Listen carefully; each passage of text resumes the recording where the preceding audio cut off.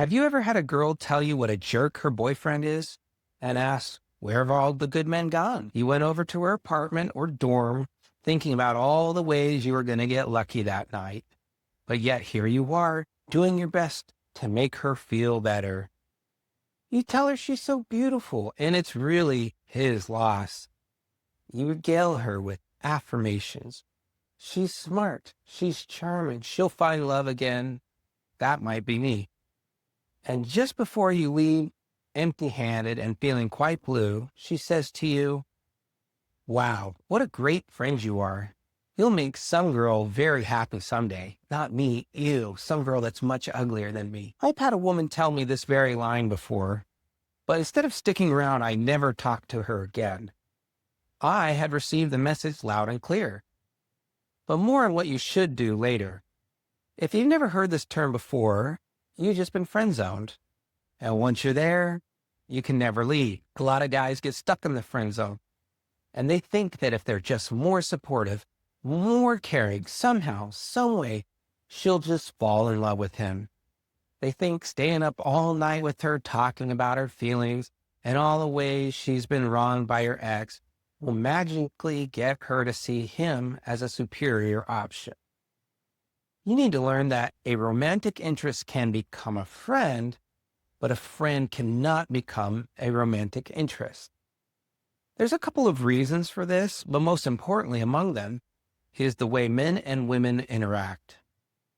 I recently created a guys' night. It's been an amazing experience where we get together, we get away from our wives and our kids for the night, and we just hang out.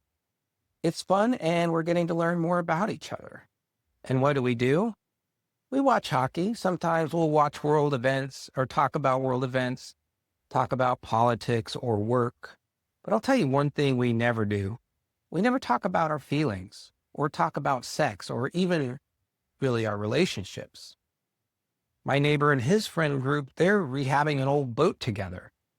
Men tend to do things and they talk about externalities.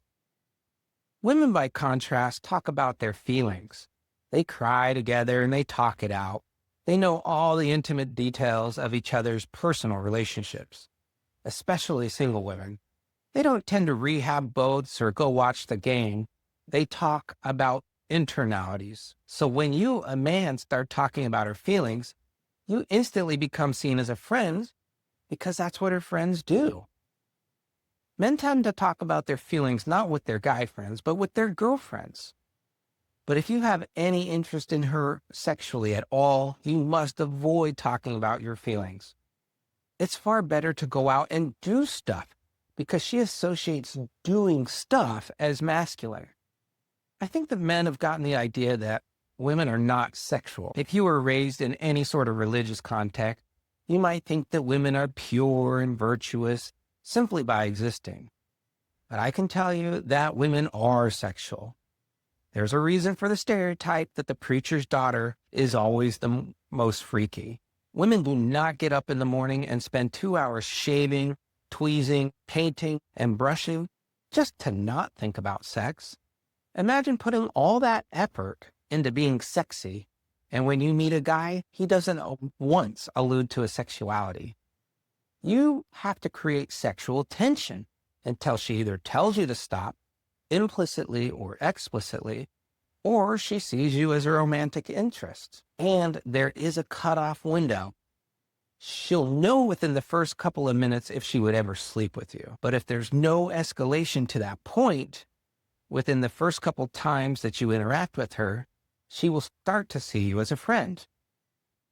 To quote Pook here, for a friend you see, a friend you shall always be. The friend zone is basically relationship purgatory, but if you get stuck there, there is a slim chance for you to get out. You have to walk away. Walk away from her figuratively and perhaps even literally. If through her friends she hears that you are dating someone else she perceives to be hotter than herself, then she will be filled with existential FOMO and she will make an effort to contact you again. At that point, you'll have a slim margin in which to try again with your escalation. Admittedly, this is not very likely to happen. If at that point you're still interested, It is possible. If you like this video, I really appreciate if you send it out to someone that could benefit from it, and subscribe and give me a like so I know to keep making them. Thank you so much for watching.